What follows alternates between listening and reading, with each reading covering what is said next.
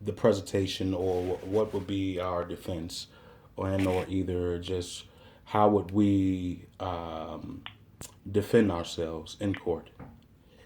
Well, I can't imagine that they would sue you. I Yeah, don't know any sort of cause of action they can have against you, so of I think that's course. very unlikely. Mm-hmm. But as far as if we ended up suing them in court, Mm-hmm. what our causes of action would likely include fraud. Okay. But we need to get more information before we do that. But yeah, we would basically be presenting the letters that you received Mm-hmm. and arguing that they rise to the level of fraud. And what that means is that they intentionally misled you about a false statement, intending that you would accept that statement as true, and that you did in fact accept that statement as true, Mm-hmm. and that your acceptance was reasonable. That's basically the elements of fraud. So we would argue that basically their use of the big bolded numbers of the amount that you can win, or that you Mm-hmm. did win, or when it says you won a cash prize or whatever it may be, Yeah. our argument would be that that was fraud, and they used that to induce you to send them money. Oh So wow. yeah, but we're a long way from that. The Yeah. first step would be to get the demand letters out, and Mm-hmm. then go from there. And if we depending on what we find out from them, it may be a good idea to move forward with litigation or not. It would be up to you at that point. Okay. Okay. Outstanding. Yeah, I just needed some clarification on that situation. That's all. I was wondering. I was like, well, if in all possible, and here's another question: if I'm off on how much I actually sent them, if they have some type of record of how much I actually sent them, will we be able to negotiate in court for the exact amount or the round sum figure? So as part of our demand letter, we're going to request that they send us an accounting of all the Hmm. money that you sent them. Yeah. If they Perfect. do send it to us, then Hmm. and you think it's accurate, then Hmm. we'll use that in court.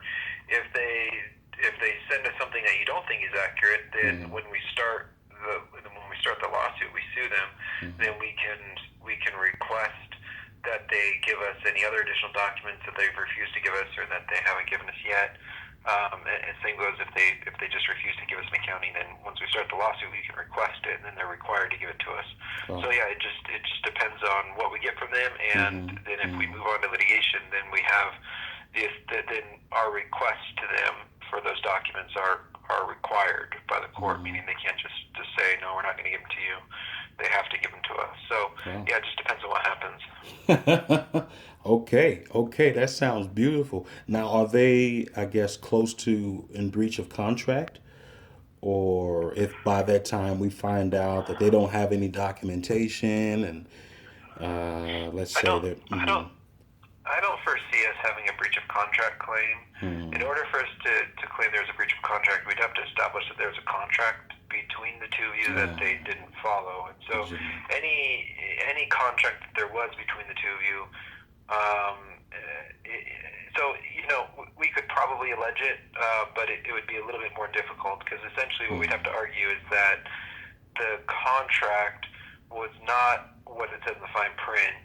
In other words, that you pay them whatever amount for the magazine subscription, but rather we would have to argue that the contract was that you send them that amount of money and then they give you the prize money. And we mm-hmm, could try to argue it from that perspective.